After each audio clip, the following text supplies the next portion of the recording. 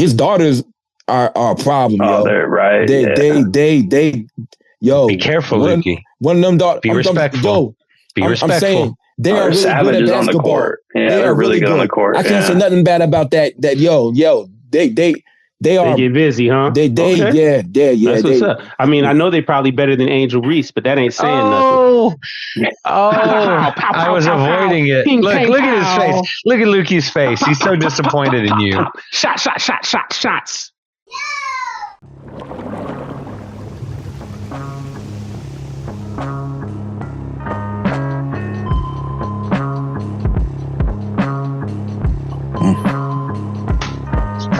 Hip hop hooray, ho, hey, ho. Okay, check it out, boom. This is episode issue motherfucking 198. We got a special guest in here. Yo, but check it out before I start. I was motherfucking in the joint, the world of Instagram. This kid had a beat on there. I wanted it really bad. I hit him up. He said, nah, he can't use it. Then he said, yeah, he can use it. He's only 20. He lives in North Carolina. He got some heat. I don't even know how to say his name, but I'm going to tag him in my story. You know what I'm saying? Give him a little, he only got like 130 followers. So he's just new. He's 20 and makes music like we make. So like, follow him, don't follow him. Tell him suck my dick. How you doing? Whatever, anything. Just like whatever. Not suck my dick, yours. Anyway, he got some heat. He's a good young kid, maybe. I don't know. But that beat that I picked and I rhymed on is beautiful. I got some Doom vibes off it. It was dope. The instrumental shit is called I can see that. For Doom. Yeah, For Doom Volume 2. So that's actually what he made, For Doom. There's definitely some Doom shit. Definitely there. But anyway, Carl, dope shirt. Yes. Shout out to Future Wave and Pro. Yeah. Happy belated birthday to Pro Dillinger. Definitely that Volume 3. True indeed. We waiting for that. I was on with that shirt and I put this on at the last minute. Hey, that's a pretty dope shirt. I don't know what kind of crazy metal band that is, but they got to be good. It's Carl's metal band. Mars, yo. Whoa. That's it, yo. Pretty much that. What you wearing? Oh man, week 2, repping this Friends Don't Let Friends Drown. Shout out Stars Coleman. Stars Coleman. Hey man, it's quality merch. It fits just right. Hey, Pro, check me out, man. My shirts fit just right. It's an extra large, man. You couldn't tell because my biceps are bulging. You dig what I'm saying? That's how I'm living. But yeah, it looks plain and unassuming on the front, but on the back, it's really buck wild. You know what I mean? Hey, you didn't disappear. Oh, I didn't disappear. I did. No. I didn't. We nice. got to see all of it. It's great. Nice. There you go, man. So shout out Stars Coleman. Friends Don't Let Friends Drown. We repping that, man. Shop with him, man. His merch is quality. It's very good. It fits very nicely, man. Definitely. They're not midriffs. But yo, we got a real special guest on here. Yes. I've been knowing this dude for a minute, like 2018. Hip hop connoisseur. You know what I'm saying? Where he's collector been there. Extraordinaire. Yes. He's been through the whole transition of this culture. He's been there from the beginning, you know what I'm saying? So boom, we know he's talking about, he has some special merch coming out soon. And it's marvelous. It's marvelous, yo. So, and he's an artist, you know what I'm saying? Among other things, we're going to talk to him right here. We got Lord Toast in the building. That's right. That's right. Thank you very much. Thank you for having me on here. Thank you. Yeah. And I want to start this out. So first, the book is ridiculous. It is beautiful. Indeed. It has all of the variants and all of the different art from all the dope drops. Wow. All the West Side Gun, it's amazing. Like Epic. It's so well put together. And then on top of it, Unobtainium Volume 1. So you get the record, which I haven't opened yet, but I promise you I will play. Because we were talking and he was like, oh, you got to listen to it. But it also came with some really, really dope, like the white gloves, some stickers, some OBI strips. Just really amazing package. And I want to send a shout out to OG Ben. Shout out Ben. Yeah. Shout out Ben, man. Ben, first and foremost, Ben reached out to me. I bought some merch off of him, and he's a super cool guy, and he's always treated me with a ton of respect. Mm-hmm. But he reached out to me because he knew this was dropping and wanted to see if we could get you on the platform. And instantly, I was like, well, of course, absolutely, we got to hook this up. So I just wanted to make sure that Music Man Ben gets full credit for hooking this up and making this happen, because I didn't even know it was on the radar at first, and he was the one that dropped the line to me. So thank you, Ben. Thank you. OGB, he's a mastermind too. He's a mastermind. That dude's a mastermind. So definitely, man. Word. Also, thank you for illustriously drawing me with my jersey on in the cookout. Is that 2? Oh yeah, huh? That was you. That was you. No, the cookout one. That was Chop the Head who drew those. I thought it was you, bro. Whatever. Nah. Yeah, I got the third one's right up there. That's what's up, man. Word. I can't see it, yo. I can't see it. It doesn't matter though. I see the dope records you had back there though. Jesus Christ. Yeah, man. It's the vault. That's it. You got your room is worth probably like $6.7 million on Discogs, man. Yeah, it's got to be. Dude. That's crazy. Yeah, that number's wild seeing it. It's like, seeing it. Do you go back and price it? You go back and price it sometimes, go on Discog and be like, damn, how much I can get for this? Yeah, dude. You look at the recently how much some shit sold for. You're like, damn, I thought this was like a $20 joint selling for a couple $100 now. Absolutely. True indeed. Yeah, it's wild. Yeah, I think that's dope, man. I mean, pun intended. Look how far this has come, man. You know what I mean? Awesome. Like people, y'all were putting out product for the love, just off the strength of putting out dope shit, and because it hit like a Tyson left. You know what I mean? Yeah. It hit so hard, people bought them all out. They all sold out, just like the title says, it's unobtainium at this point, man. Like these are things that only exist in rumors and in whispers. Like people have them, or somebody who has a copy. So that's why, I mean, the Discogs reflects that, man. Like these are the people, like those values. When you look at those records, some of those records, you're like, yeah, I get it. I can see why somebody would pay that for it, because it's like, the opportunity to get that is. It ain't happening again. Yeah, it's gone. You can't get it. Yeah. Explain your name. Small window to obtain. Yeah, absolutely. Explain your name, man. Explain your name. All right. So Toast Master Doza. So my last name is Cardoza. So Doza comes from that. And then back in the day, from my younger days running around being wild and shit, always toasted and faded, being on something, the homies were like, yo, toast. And then Toast Master Doza just kind of, fell into play. Nice. Yeah, I fucks with that, yo. Yeah. Boom, boom, boom, boom, boom, boom. Yeah. So explain your hip hop journey for people that don't know. No, explain your hip hop journey from Genesis to now. I've been following hip hop since I was a kid, man. Raised on that shit. Originally from the Bay Area. I grew up on 90s, early 2000s Bay Area rap, E40 in the Click. Exactly. RBL Posse, IMB, like Mac Dre, Mac Dre, recipes Mac Dre. Dre Dog, like Andre Nicotina. Like there's Andre Nicotina. Yeah, Digital Underground. Digital Underground, yeah. I mean there's numerous, Bay Area legends that I just grew up listening to and, set me on my journey of really fucking with like underground rap, a lot of boom bap, Souls of Mischief, Hieroglyphics, listening 93 till infinity, grew up listening to that, And like I kind of grew up during like the hyphy movement. So it was cool, seeing Mac Dre and all that stuff and Doobie and the whole, Fizz crew and all that stuff. Yeah. So, Fizzing it up, Fizz face. Yeah, man. That. I love that era. That's one of my favorite eras. Was it Mac Dre for Dookie? Food and Dookie? That fool was always coming up with some random lingo. Yeah, I think that's what hit me hard. Like dude said, she smell like Faduki, food and Dookie. I'm like, yo, that's Mac Dre. That's hard. Mac Dre said so many things, man. Mac Dre is like one of the greatest rapper, MC, lifestyle livers that's ever lived, man. It's facts, bro. Like you can go back and people probably are still studying his albums and picking up gems that he dropped, man. Like, seriously, he dropped so much music.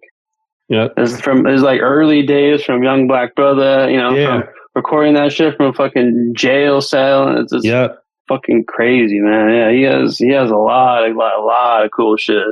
Yeah, I got to put down with Mac. Mac Dre, my first Mac Dre was the U.S. Open with him and Mac Mall. Because I was a big Mac Mall dude. Yeah. And I was like, yo, who's this dude rapping with Mac Mall? And then once I heard that, I had to go back and get Ronald Reagan, had to get Genie of the Lamp.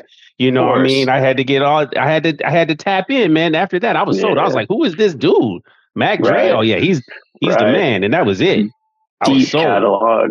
I don't know if this is going to be 100% accurate, but it's how I feel. I'm not. Yeah. I feel like the West Coast, and even more significantly the Bay Area, made it cool to really have specialized lingo for your area.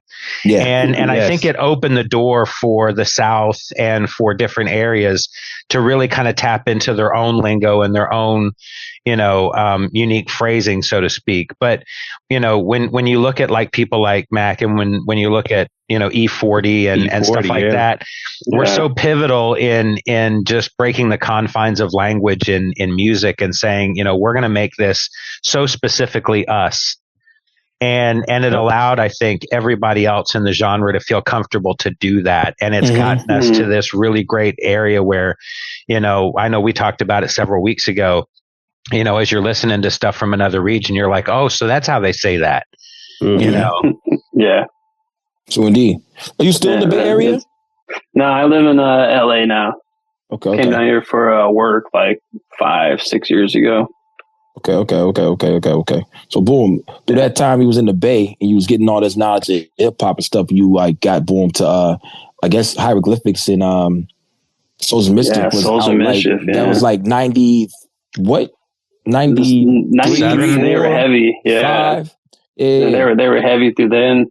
I was born in 89, so I kind of came around like the early 2000s, Yes. That's when I really started getting into it. So a little after that. But those guys like Souls and Hieroglyphics, they were always playing shows, at the Avalon, spots in San Jose where I was from. And, I've seen those guys fucking 10 plus times, like Zion I, like, there's so many. Rest in peace, Zumbi. Like Mystic Journeyman. You familiar with the Mystic? Of course, boy, come on, you out there? Absolutely, your bag is deep. Lucky I Am and was it Sunspot? I think. Sunspot was one of them. Yeah. Mm-hmm. Yeah, man. Wow. Yeah. See, you again, like to your point, Carl. Like that was another thing that. Yeah, the living exactly. Like there were so many crews. I mean, but just. Like we were talking to Architect a couple weeks back, and just the whole high road, that whole wave again. That was another just pocket of dope hip hop that was unapologetically signature the Bay itself.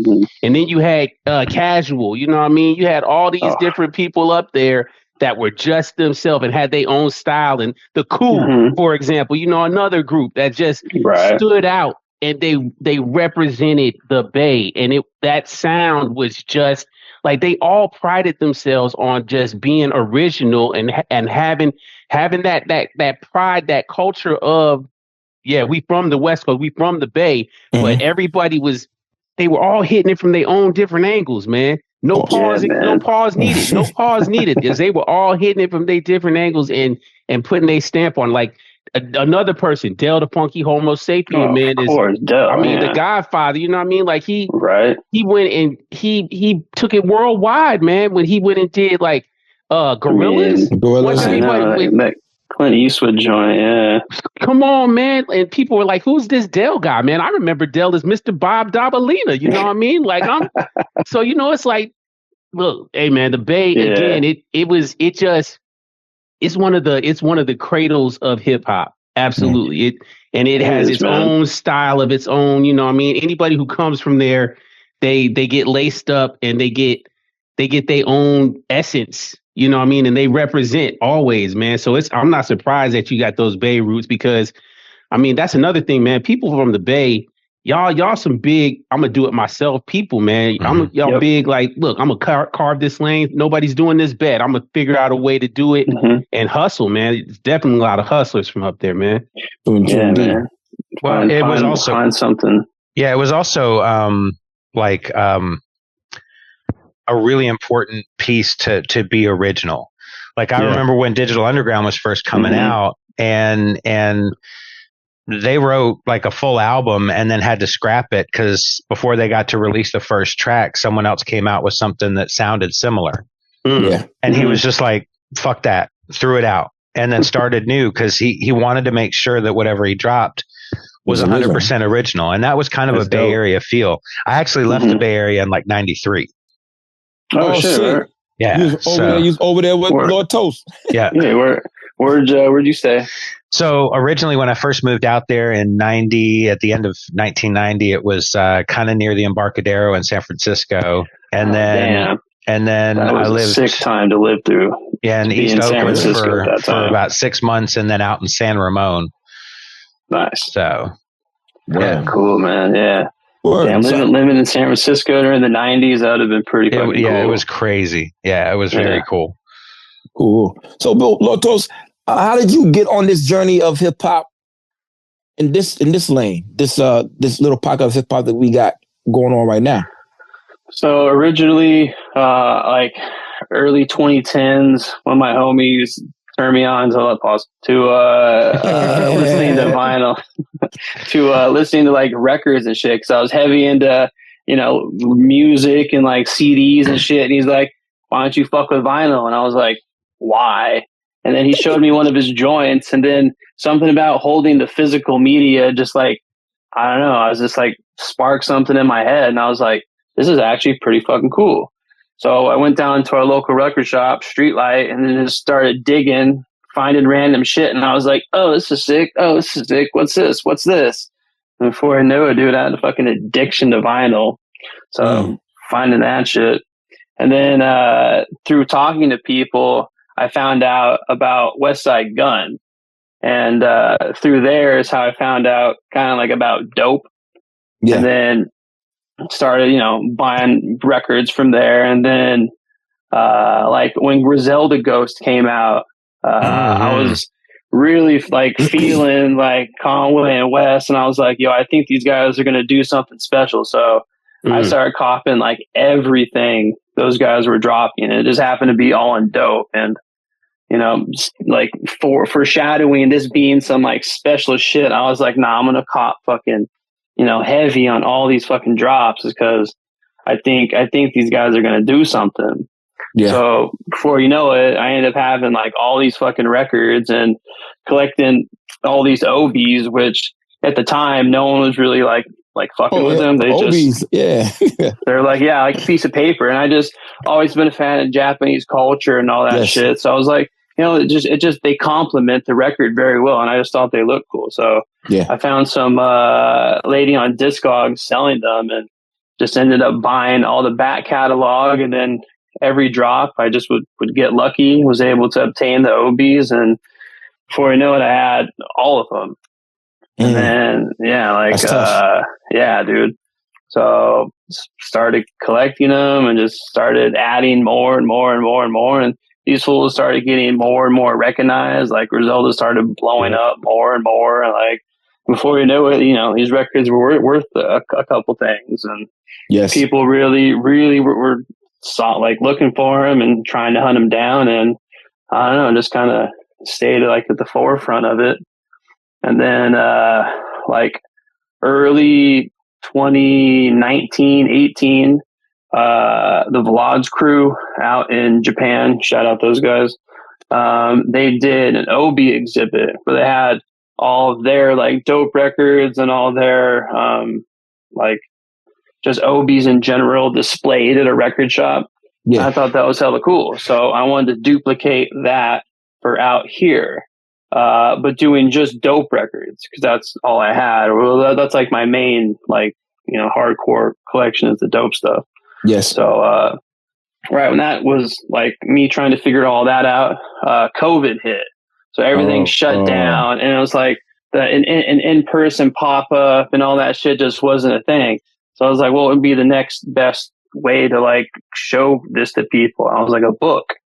So came up with the idea for the book, started piecing it together, like probably like 6 months into me having the book idea, I was looking at a photo that I took like earlier, like the year before, and it had one of the customs that had Isaac Paleo cook up at some random pop up. And I was like, yo, wouldn't that be crazy if I had all of the fucking records customized?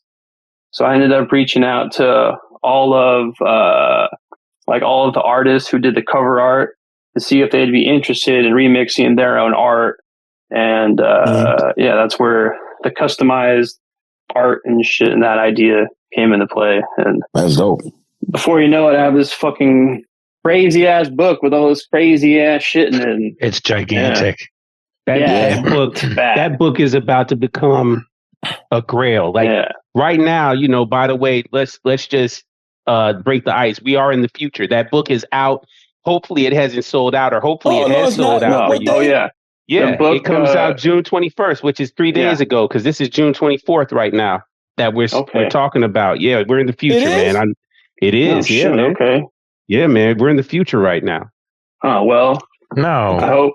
No, we won't. No. It's going to drop on the 17th. Oh, yeah, I thought this drops on the 17th? Oh, okay. Yeah. All right, sorry, man. Y'all got living 1 in week. The future. No. My days get messed up sometimes. We got 3 days. We got 4 days to prepare for this album to come out. That's great. That makes me feel better, man. I'm setting an alarm because I got to get it. I'm fucking up. I said he was chopped ahead. That's you have a week and a half. Now it's motherfucking 3 days, man. I'm fucking 4 days. Am I high? 4 days. Shit, I don't know.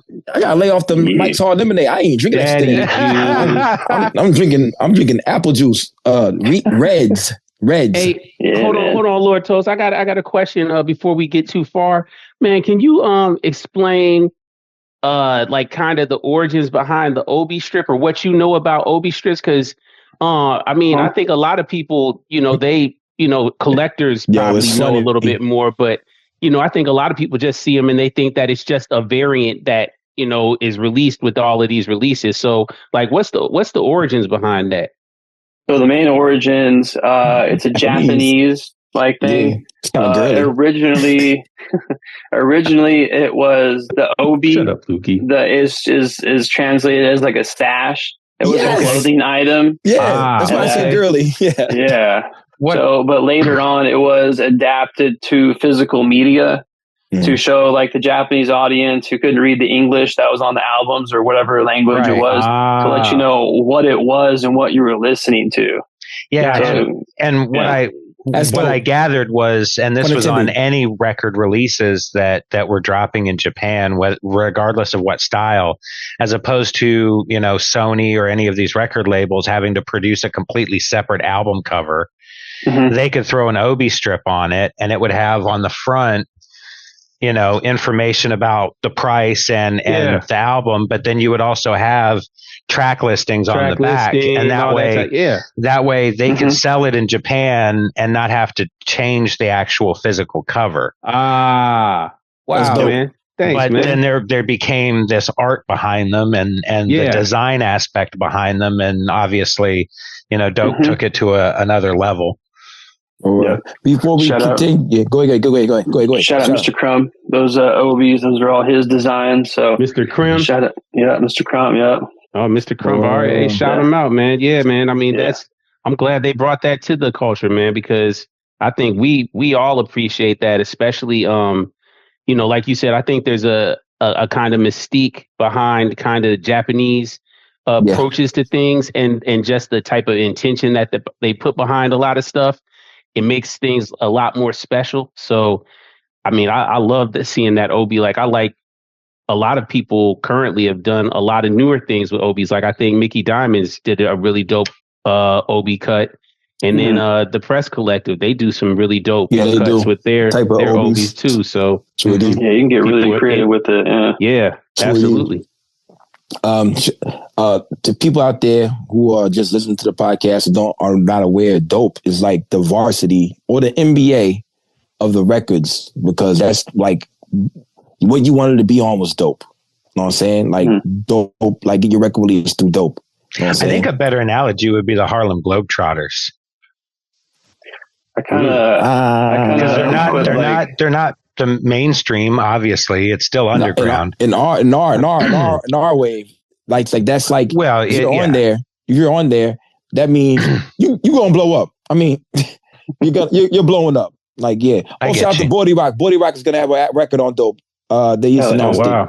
Yeah. I was hyped to see that. Yeah.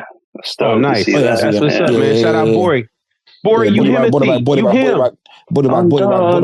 On dogs. Yeah.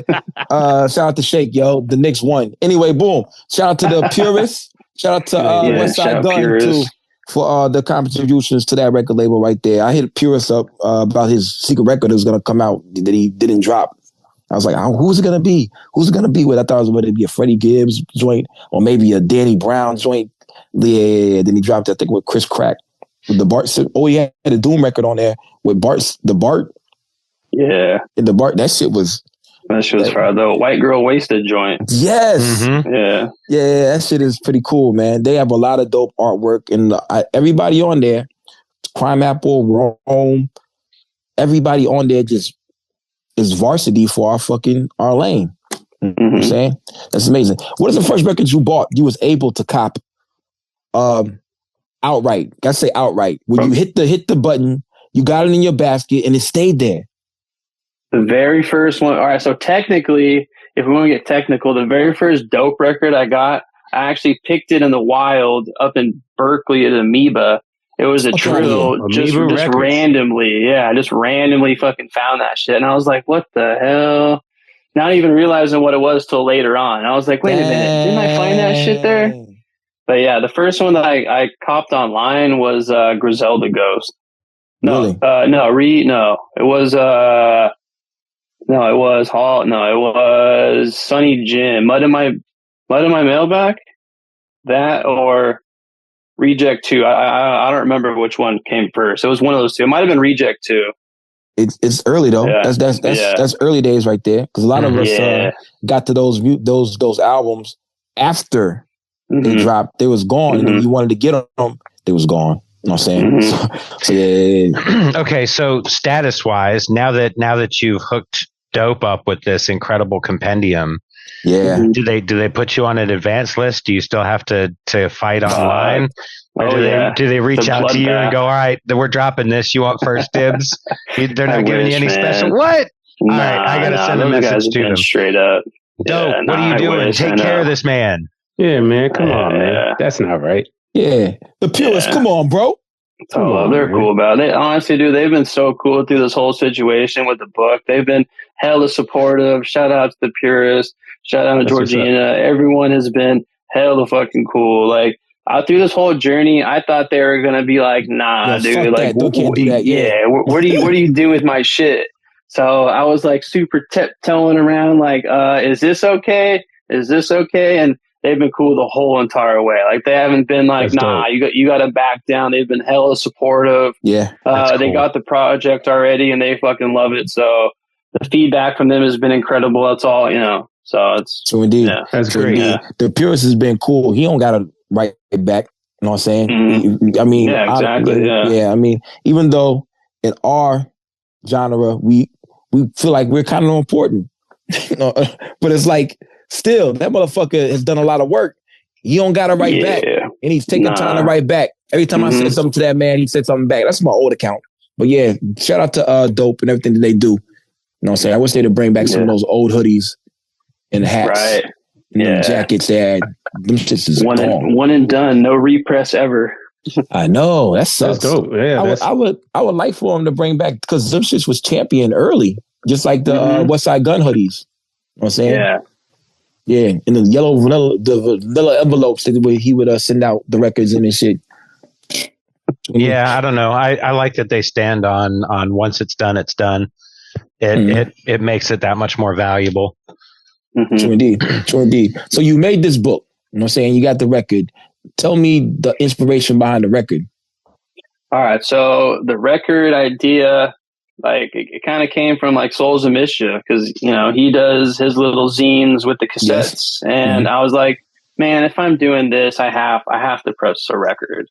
And like I saw the opportunity presented itself.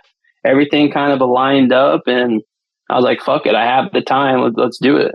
So I pulled it together in the fourth quarter, but I think it was executed perfectly. Shout out to El Stitch for cooking up the cover art. He did an incredible fucking job. That's beautiful.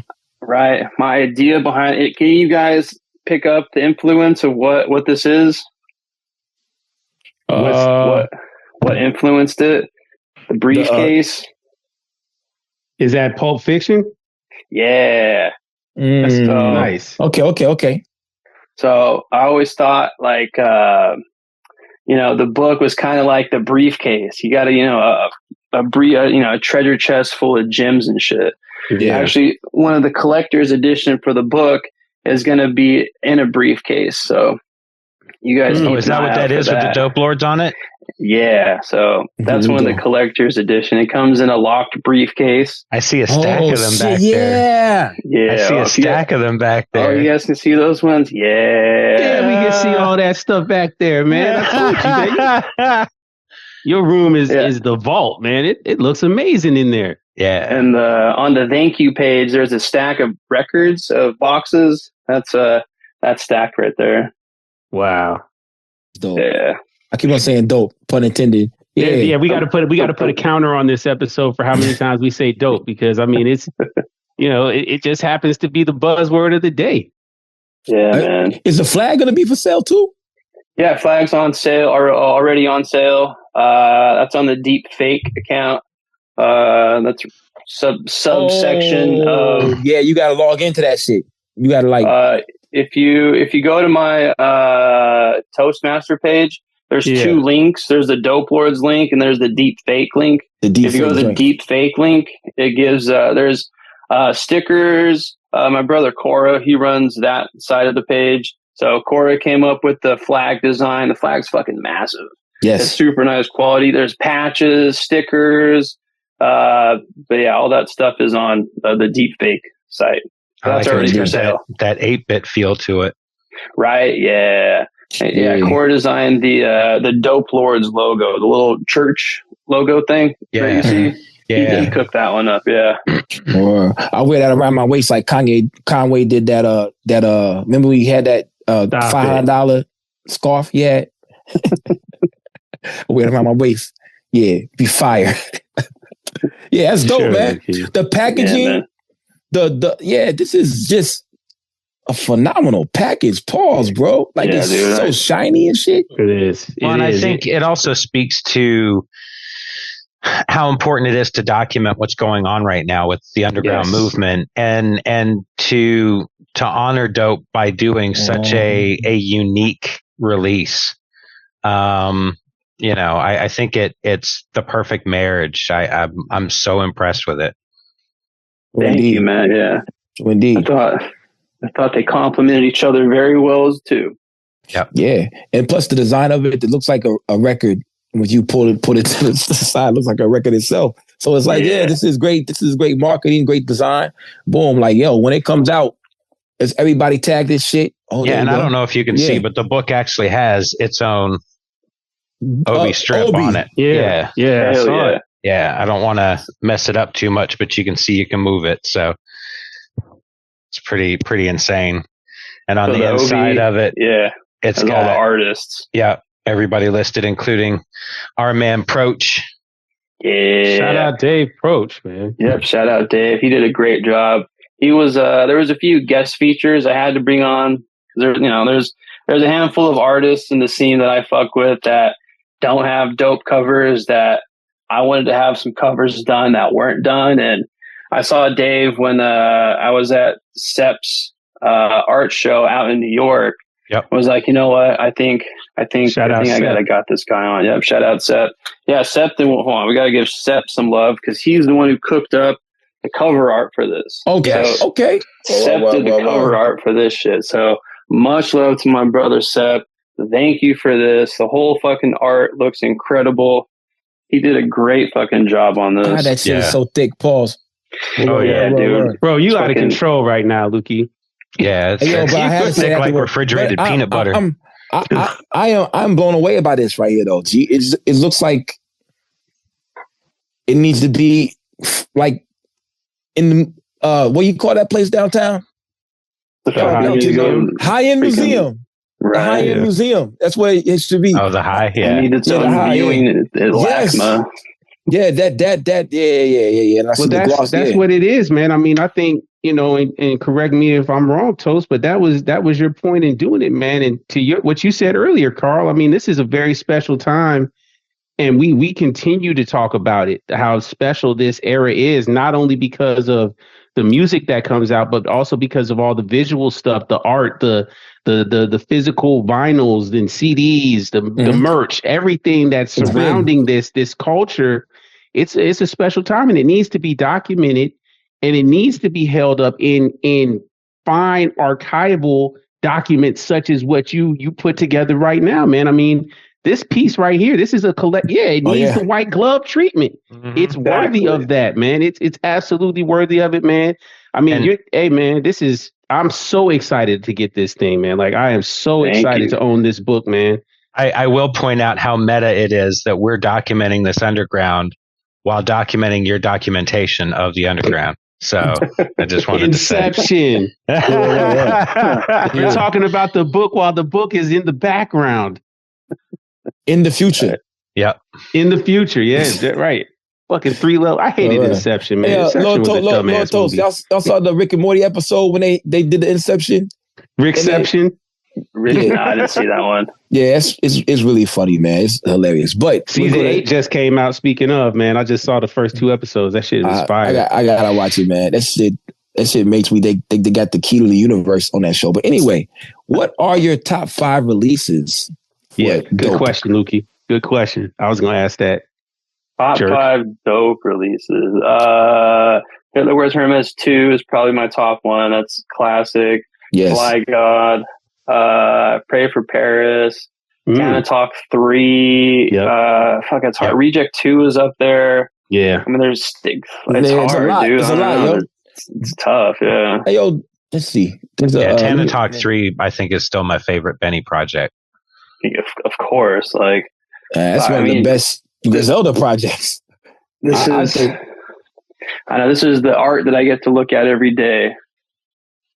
Yeah, I got that shirt. I love that. Yeah, that's dope. That's dope. Yeah, he said it again. We're gonna keep on saying it, man. Like I said, man, Carl, put the counter down there. No, it's gonna take me forever to count out all of them. I'm looking at the releases right now, and everything's just so organized and just looks dope. Damn. Yeah. It looks cool. You're going to keep saying it, Lukey. You're just going to keep saying it. Just go with the flow, man. The Super Goat came out. I forgot Super Goat came out on a... Don't Get Scared Now, right? That came out, right? Don't Get Scared Now, yeah. Yeah, Don't Get Scared Now. I love Don't Get Scared Now, man. So are there any dope joints that you don't have? No, I have all of them. Wow, I love how confidently you said that. You said, no, I have all of them. I'm the dope lord. I have them all. Yeah. There is like, copy-wise, I have every single one. But to OBs, I have a complete up until, like, Hitler 10. Then I have, like, them scattered throughout the current. But since I was working on the book, I kind of lost focus, or took my focus away from copying heavy to made sure this, product was supreme. Yeah, as you should. You did the right thing. I'm sure you can. You'll probably be able to find them if you need something. I'm sure you have enough barter material where you can get a hold of whatever you need to get a hold of if you want to get something. Yeah, man.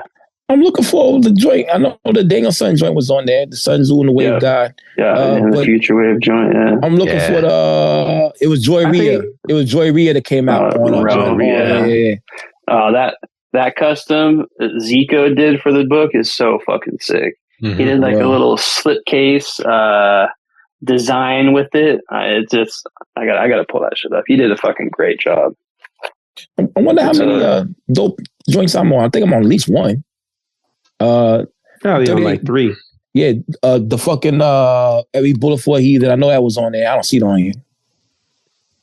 I got another question. Speaking of, while you're studying and looking, what are some records that weren't dope that you were like, these are must cops that I had to have that just caught your eye? I mean, all like the Diamond stuff, everything, the Umbrella, I mean, Snotty, Pro, all those guys. And Pro, you know, I mean, there's a lot of stuff. I've been listening to a lot of like Memphis, like Shorty Pimpin', all like that random ass like 90s Memphis rap. It's a lot of like random shit I've been listening to. Fucks with it. Fucks with it, surprisingly. Kingpin, Skinny Pimp. Yeah, all that stuff. Yeah. I can't Play the Fly, all those type dudes, man. Yeah, dude. I remember that era. That was a nice little scummy era. Y'all gonna be mad at me. They got this little kid named Baby Kai. Who is Baby Kai? He rap like rapper? He rap like the Memphis horror rap. You know what I'm saying? He lives in Atlanta. You know what I admitted? Like Lord Infamous? Yeah, I'm gonna put a razor blade in your mouth and make you chew on it. I was like, he said all that crap. I'm like, yo, it sounds like he's from Memphis, but I did acknowledge he's from Atlanta. But another one of my favorite dope records is the Glow in the Dark Ghostface joint. Oh, fire. Hell yeah. That shit was they first released it. Shout out who? Shout out PQ. PQ, man. So I did want to point out as well, if you look in the back of the book, and I'll try to get it to where there isn't a glare on this, but good job. Every album cover is in here, but there's also a QR code that'll bring you to their Bandcamp. Oh my God. For the releases. So if you're going through this and you're looking and you're like, oh shit, I've never seen, that Vic Spencer record. You can scan that QR code. It'll bring you to Daupe's Bandcamp. What, the Ghost of Living? Well, just any, I'm just, He has more than one. It's such a cool add-on to this book because, there again, not only are you, getting to see all these really dope covers and the variants and all that different stuff, but you actually get links to the music as well. I love how that's continue, and that's another level of chronicling this fucking epic moment in time, man. Mm-hmm. It's beautiful. It gives you gives you how many OBs were released, the day the song was released, the catalog number. Yeah. Wow. And what page you can find that, or pages you can find those variants in the book. So it gives you a quick reference guide. It's crazy. It's so crazy. Before I go to the next chapter, I want to give y'all some hidden information. I was supposed to be on the Lost Tapes for Big Ghost. I sent my skit to Big Ghost, and it was talking about how like you're like your father. So but sometimes our kids suck or some shit like that because imagine some of these kids' fathers a Soldier Boy. Apple don't fall far from the tree, huh? Some shit like that. So your father. We love Rakim. Rakim's our dad. That's why we came out dope. Ghost is our dad. That's why we came out dope. But your kid is fucking Young Berg. Your dad is Young Berg. That's why you whack. You know what I'm saying? That's why I said all this shit. Berg. Yeah, so I came out. I sent it to Big Ghost.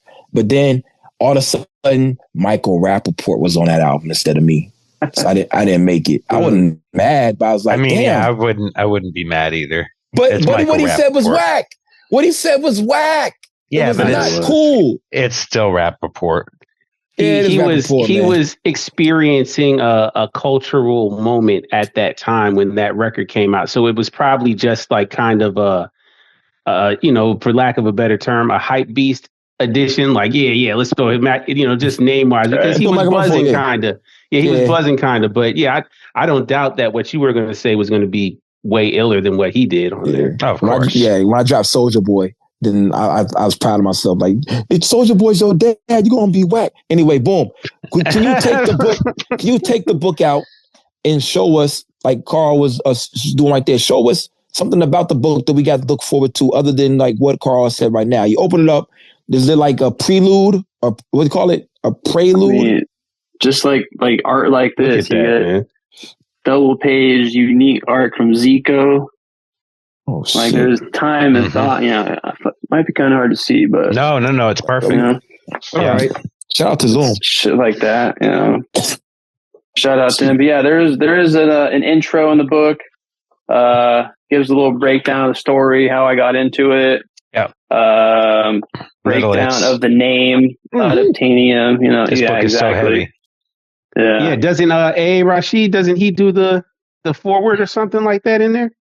I suppose so. Yeah, if you guys have heard the vinyl, the only reason I'm not spilling any beans because the man, he made a post that happened to disappear. But I pay attention. Shout out AA. You know, he's the man. But he was speaking so highly of the value of what this book is and how he was just so honored to be a part of the process of it. So I was like, yo, I mean, shout out what is this? Yeah, shout out AA, man. You know, my brother right there. He definitely came through with some wise words of wisdom. So, you know, if when doesn't you guys just happen to, you know, listen to the vinyl and you hear some familiar voices on there.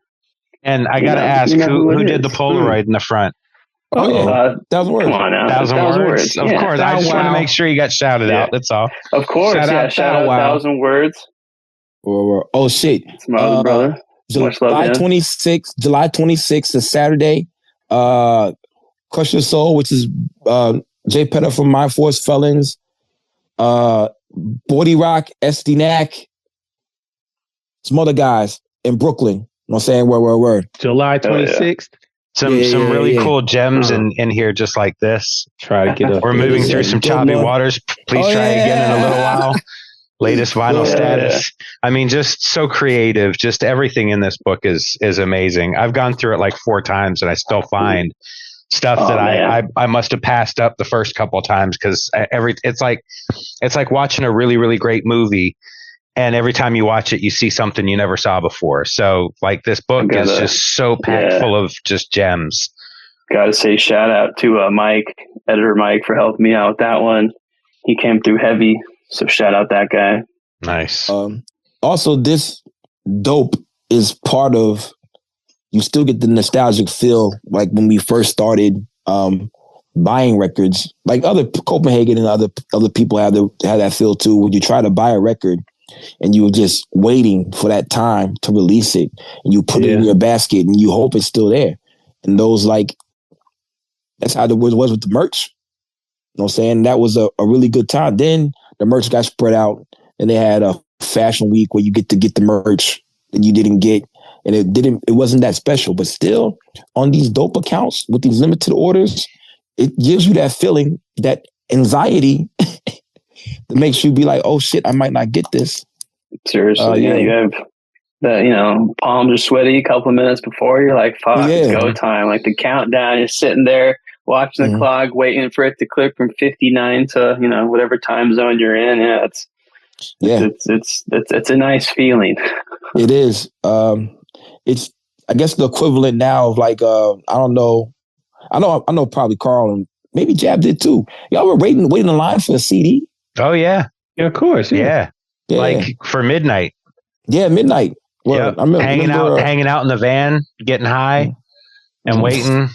Like as soon as you get it, you go hang out and just listen to it in the van. Yeah, it was great. Shit, I'll take you another one. I mean, you know, like when Jordan drops used to be a thing. You know what I mean? They're still kind of, but not really. Yeah, kind of, but it ain't the same. Like now they, you know, again, Nike and they figured out that people were waiting and doing all this stuff, the hype that was around it. So that's when they instituted all these tickets and all this lottery bullshit. But it used to be just, I'm waking up early. I'm going to the mall, standing in line. Yeah. Trying to get, to cop this pair, and either you got there in time or you didn't, and that was it. Or even more like trying to ride around to different malls and different stores and trying to see if you could catch it before somebody else caught it. Everybody had a little secret, a secret store in some random bubblefuck suburb or something that they knew was always going to have the drop, but nobody in that town cared enough. So you were always going to be able to go there and be like, yeah, I came up. Yep. True indeed. I really never got into sneakers, but I definitely waited in line. I think one of the last joints I waited for was I Am. Wow. Okay. Yeah, I Am. I waited for that CD and we got it. And we was like, the first two listens, we were like, yo, this is great. And then like, we listened to it again, like, maybe we were just like, I don't know. Maybe it wasn't that good. Yeah. But, that's funny. But it was still good though. It was, I still think that album was one of the most okayest albums ever. Just okay. Yeah, it was not like it was like great, was it? I am. I don't know what joint you're talking about. I am with who? Oh, my bad. Nas, I am. Oh no, with, okay. With what?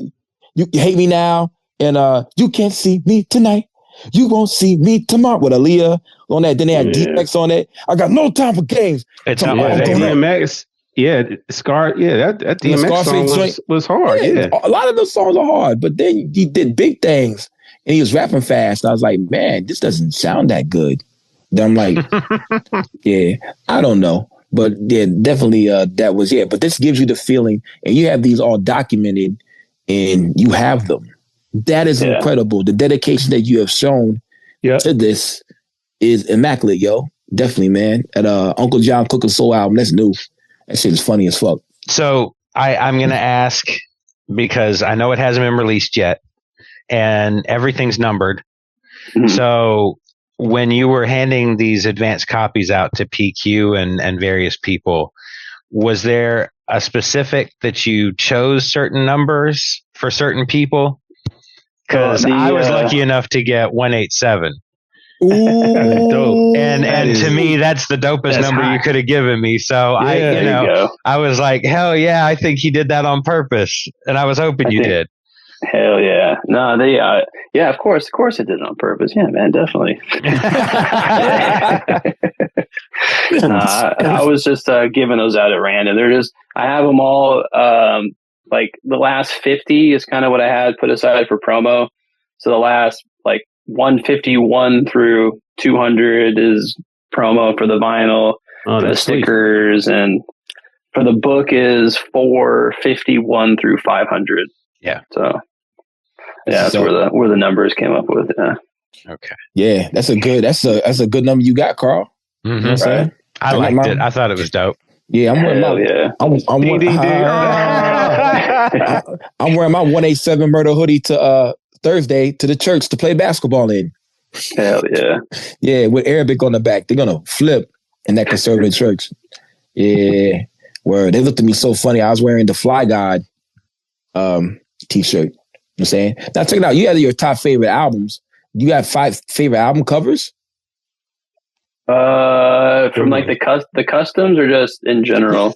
In general. Okay. Yeah, in general. But yo, we'll see these custom joints when we get the book. That's gonna be fire, bro. Yeah. So top 5. I really like Pyrex Scholar.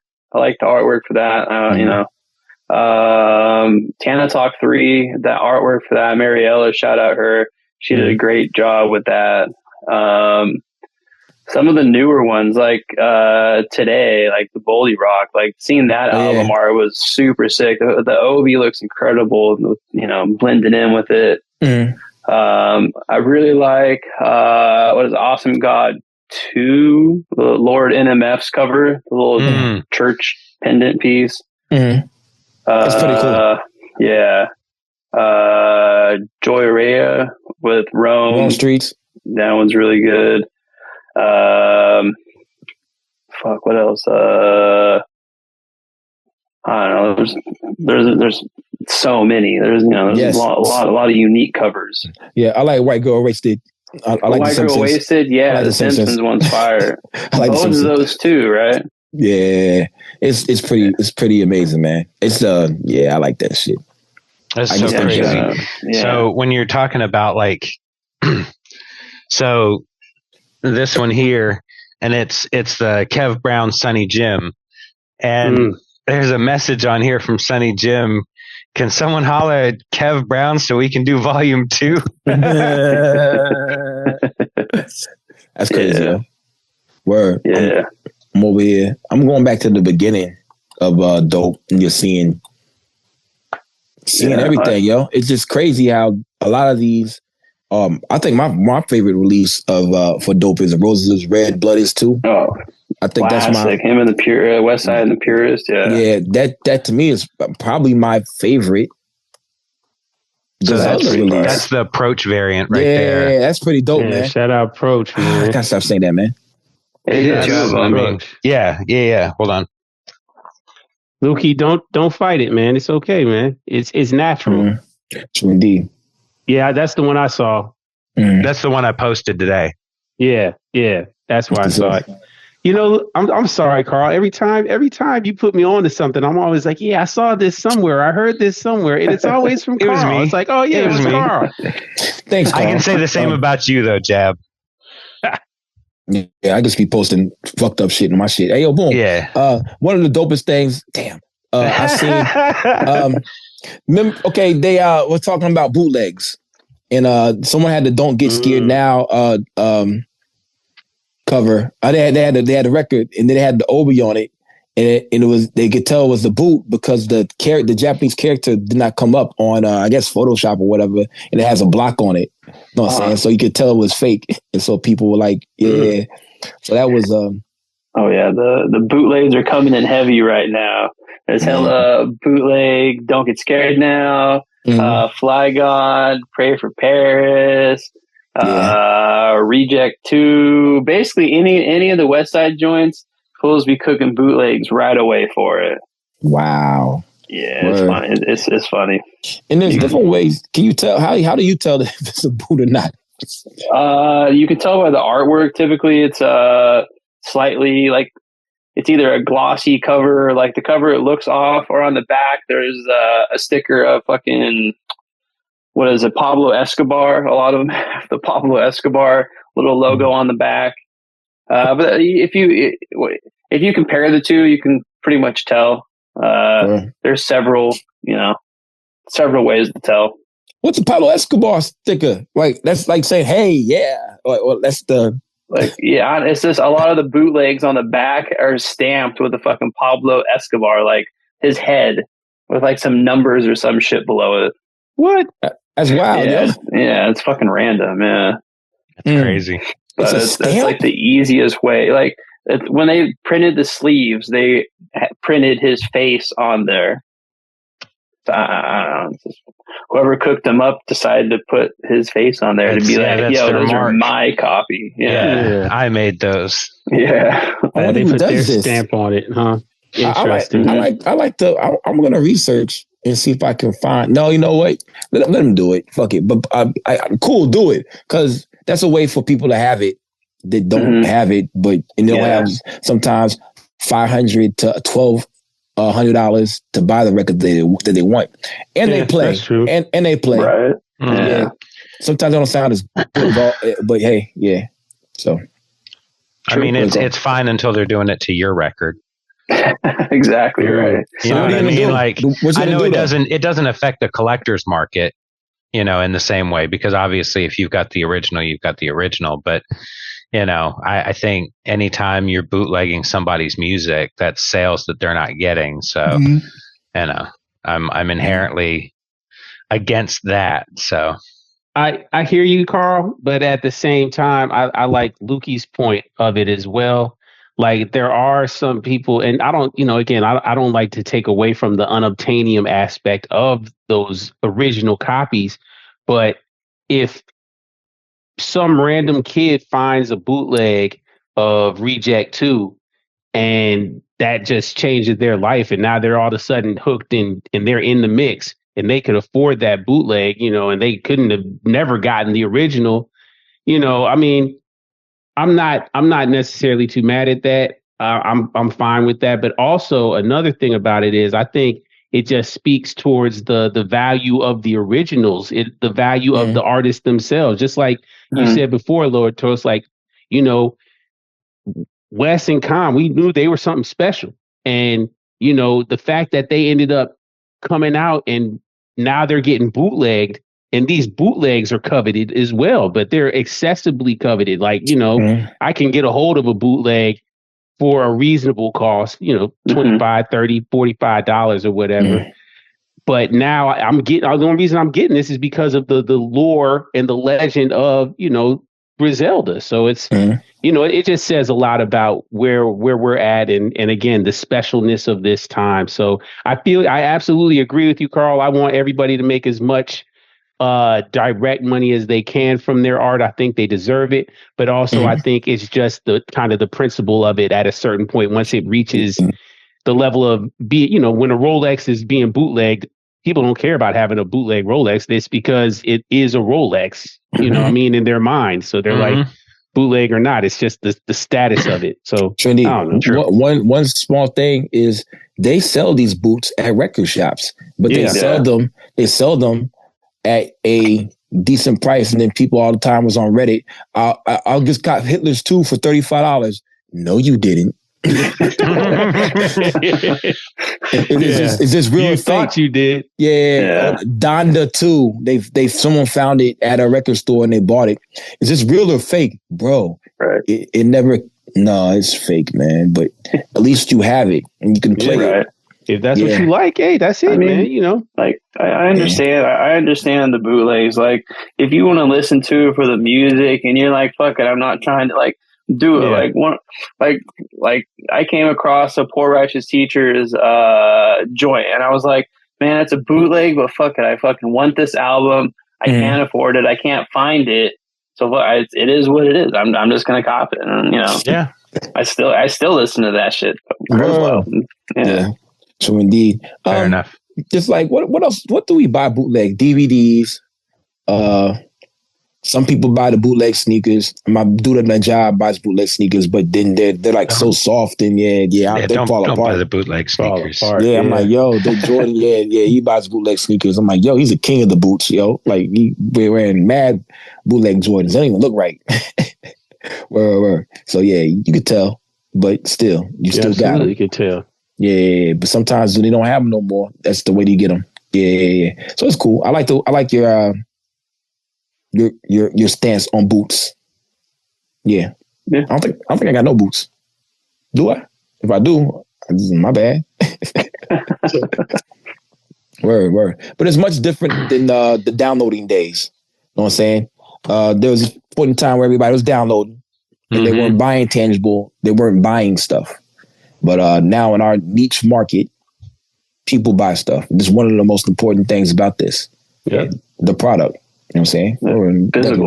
It's translated into mainstream because you've got so many mainstream artists that have started dropping like vinyl records and collectibles and stuff like that. Well, I mean, just everybody like Taylor Swift. The Clips just put out their new project. I can't wait. Pre-order. Yeah, I can't wait. The big thing in the heavy metal community right now too is dropping vinyl. Who? The heavy metal community. Oh yeah, drops vinyl constantly. Yeah.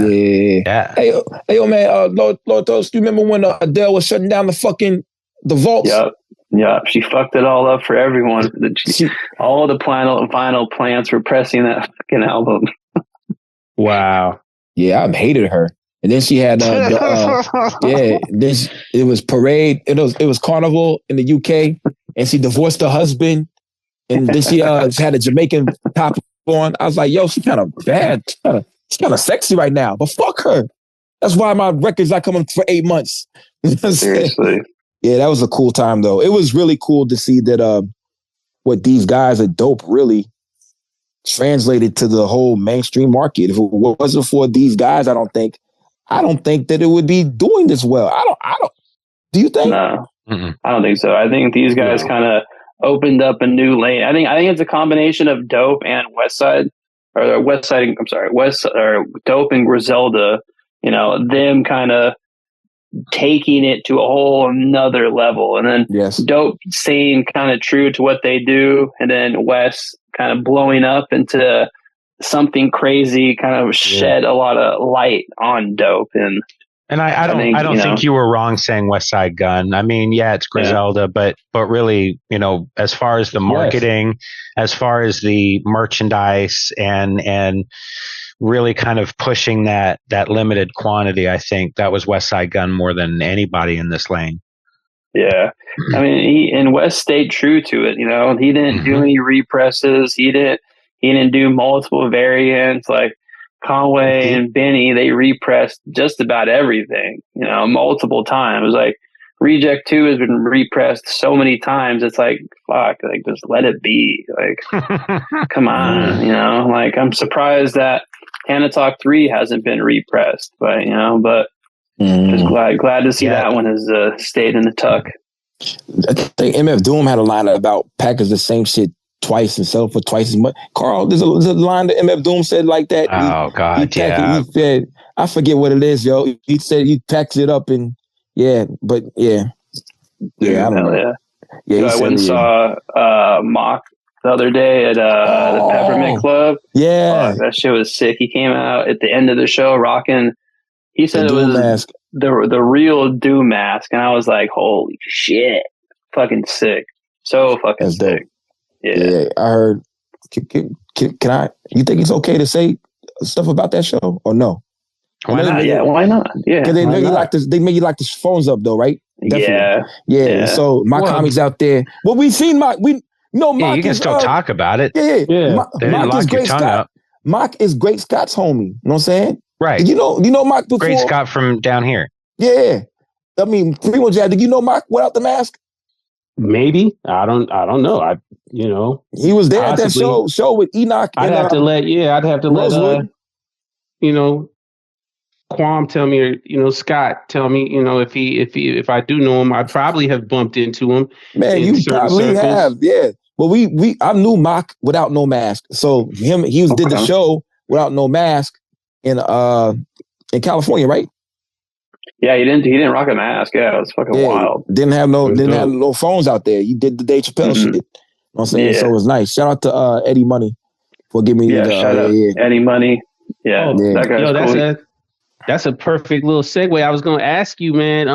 Speaking of shows, you've been down since like the 2018 Music Man show down in New Orleans with Essence Fest. Did you go down to that show? Were you down there? Nah, I wanted to. I wanted to go. The one that got canceled, I was trying to go to that one. The legendary night that never was. Yes. Fuck you, COVID. COVID. Right. Yeah, man. Yeah. That was going to be in the Middle East, right? It was going to be in the Middle East. Right. That was going to be that show. It was going to be epic. But the one down in New Orleans was definitely fly. Yeah. Shout out Lukey. He brought me down there, man. I got to rock a little bit. Shout out my man Danielson. That's when I got to kick it with Danielson and Cypher Soze. We all had a ball. That was about when I met Lukey at work. Yeah, it was around that time. Well, we ran to each other like briefly for like 2 days with Swearinger.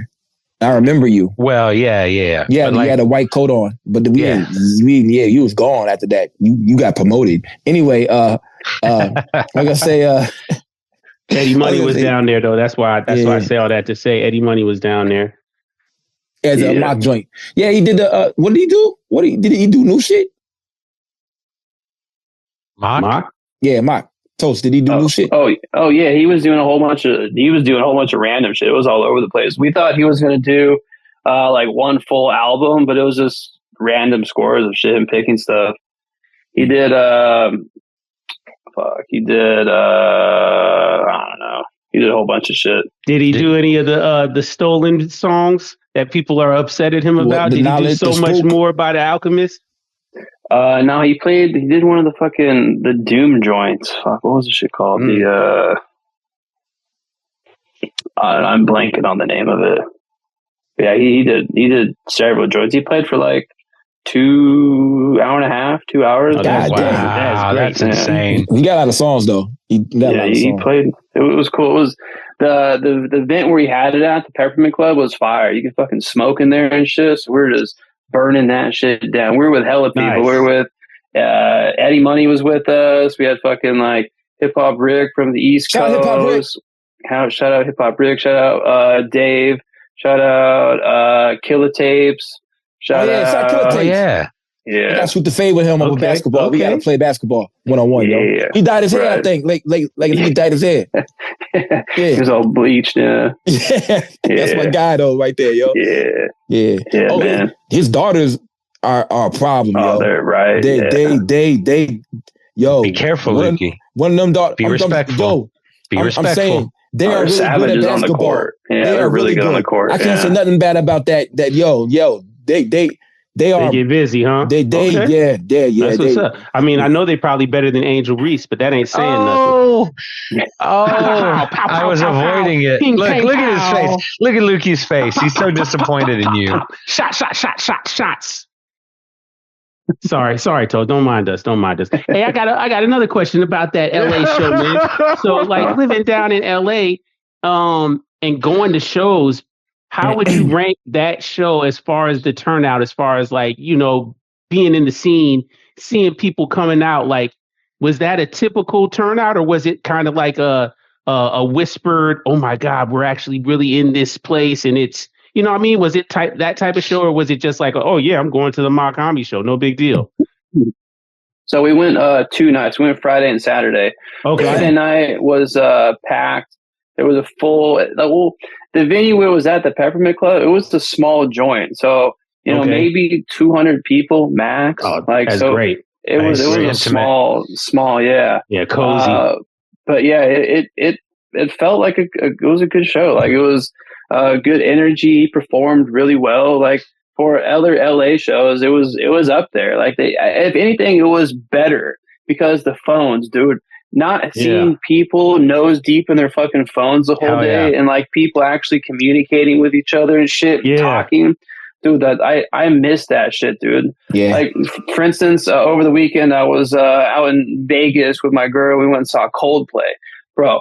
And all you see is phones. Everyone is just on their phones. And I was just thinking back at the Mach show. I was like, damn, nobody was on their phones. It was such like a cool fucking that experience. Yeah, man. And just, I don't know, being able to take it all in and absorb like the show and what's going on and the people around you, instead of worrying like, oh fuck, I gotta post this to social media, I gotta get a fucking flick for to send to so and so. It was just it was cool. It was a very cool experience. I will say it's sad to me that people will watch a concert through their phone while they're filming it.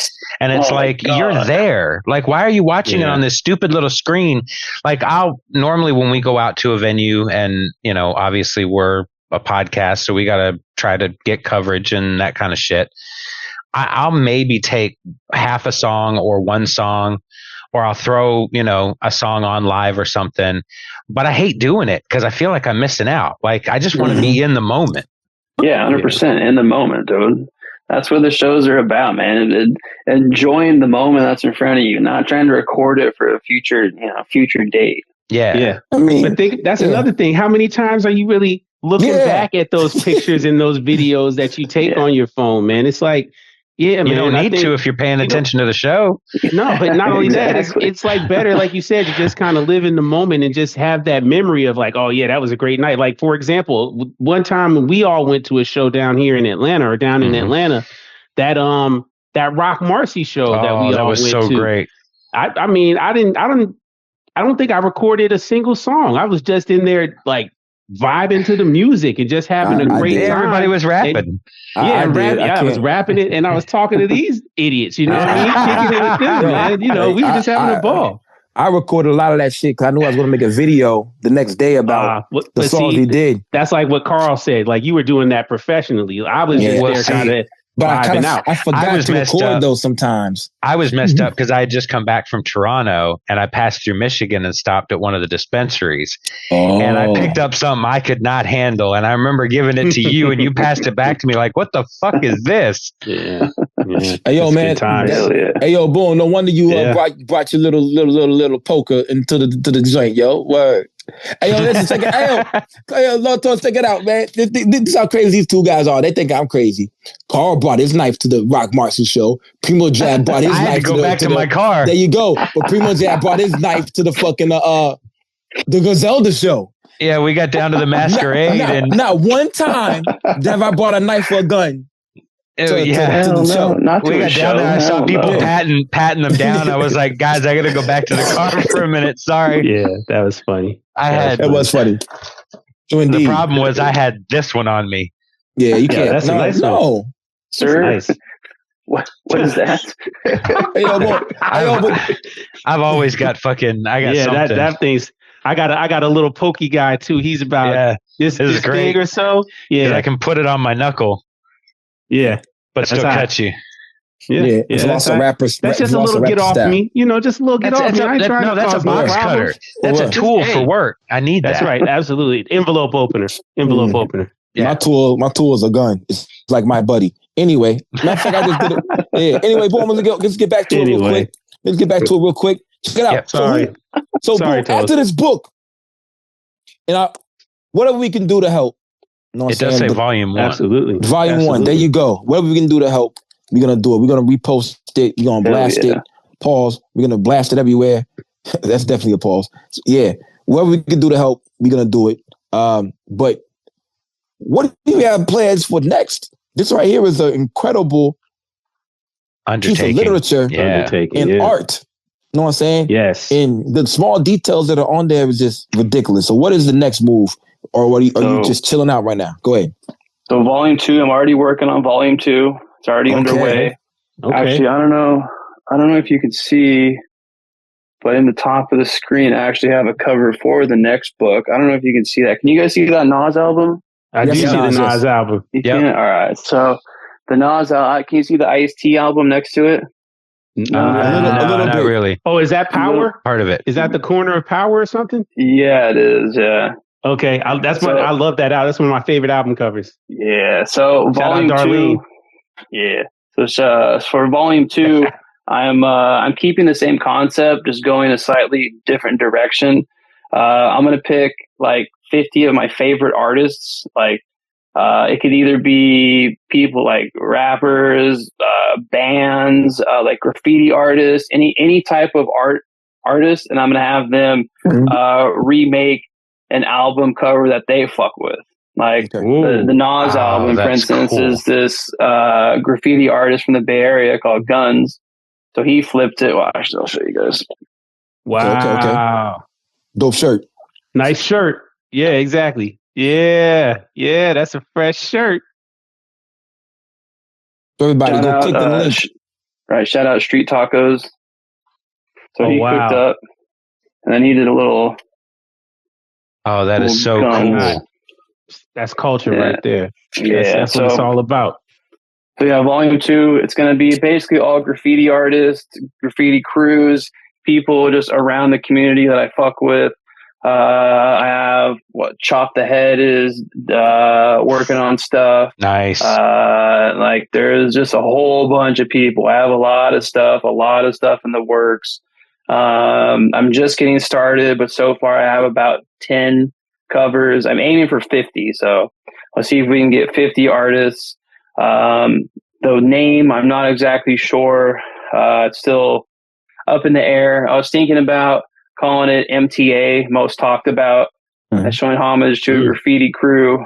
So we'll see. Still working on stuff, but definitely already cooking up volume 2. And just it won't. The only difference is really it won't be focusing on dope. It'll just be everything. Everything. So that's gonna be live. For instance, this artist, his favorite album is Nas, and he wanted to flip it. So that's what he did. Yeah. That's really cool. Hey, real quick, is MTA? Are they a part of the people responsible for the graffiti tower out there in LA? Yeah, they did a lot of work on that tower, right? Yeah, they're a New York and I'm pretty sure New York and LA graffiti group. Yeah. They did hell of work on that tower in downtown. Yeah, I see MTA stuff all around town. I know that. Yeah, I've heard that name. I've seen that name before. So yeah, shout out MTA. They get up, they get busy. They definitely are official out here. Mm-hmm. Absolutely, they're daredevils. Yeah, a lot of that shit is dangerous. That's crazy. Yeah, they get fucking crazy with it. Yeah. I like that. Hey, man, that's what this is about, man. Like, take your exploits to the limit, man. Become the stuff of legend. That's what bombing and getting up's about, isn't it? Really making a piece that people are blown away from. Like, oh man, that's how they do that. Right, exactly. You graph? No, I'm just a big fan of it. Grew up around that shit. San Jose culture, actually. So tie back to the book. So Lords. So the book title is called Daupe, or Unobtainium Volume 1, Daupe, Legends of Rare Design. Mm-hmm. Legends of Rare Design is an acronym for Lords. So Daupe Lords, that ties them together. Most people don't realize Legends of Rare Design is an acronym for Lords. Okay. And that also pays homage to The local graffiti crew from San Jose, the Lords, which, that's their crew's name, Legends of Rare Design. So it's paying homage to my local the local graffiti crew from San Jose Bay Area, and being able to incorporate them into this. So tie it all together. Some of the niggas is crazy. Yeah. Yeah. Like real gang shit. I love that shit, yo. It calmed down. There's a lot of It calmed down right over my shit. Cruise, yeah. Yeah, if you writing over somebody's shit. Yeah, that's definitely. You get fucking called out on the tracks, of course, dude. You get fucking hold up for your paint. Yeah, I get fucking, quick little thing pulled on you. Yeah. They might call you. Yeah, for his work utensil. Shout out Boo Boo the Prince. Yeah, shout out Boo Boo, yo. Where. Anyway, pretty much what we got left, bro. What we got, bro? Yo, yeah, before it gets too far along, man. Man, I just really wanted to ask you more so, what are you looking forward to as far as coming out? What releases do you want aside from that Bori? Because I know that you really hyped for that Bori coming out, but anything that you kind of got your ears set for or your eyes on that you're hoping gets the vinyl treatment, or that you wish would get the vinyl treatment coming out, or that's come out like just really recently?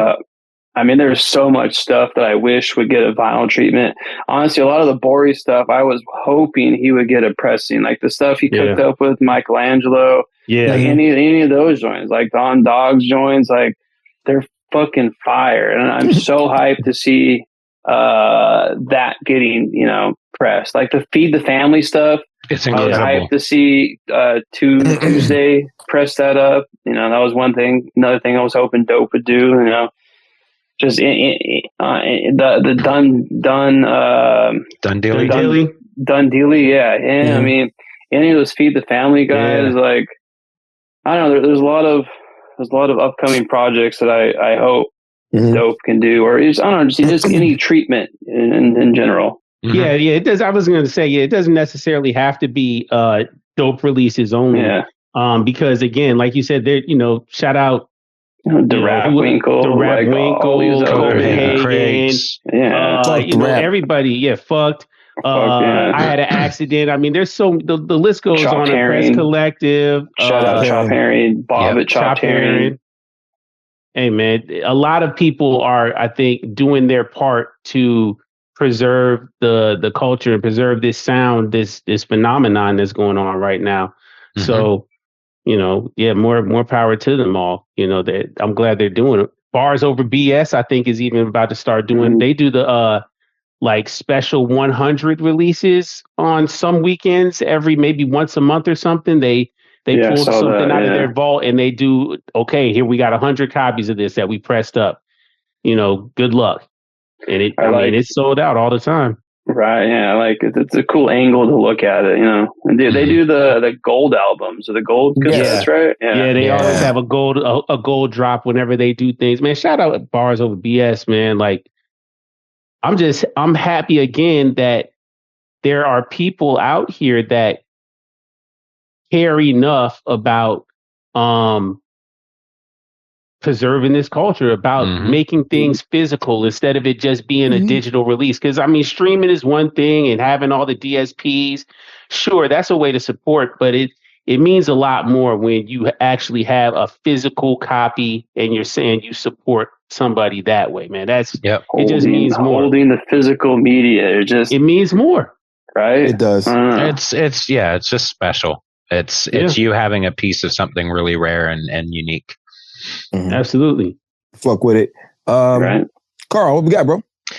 So yeah, I know we're getting close, and I can't tell you how I've been looking forward to this conversation, just because, for me, the whole reason we do this is so that we can spread the word and bring other people into this lane and help support the artists that are doing it, so that, obviously we can get more of it. And I think what you've done here with this book and this record and really the whole package of it is, you're really helping draw people in at the same time honoring all of those people who have put in so much work to create this lane.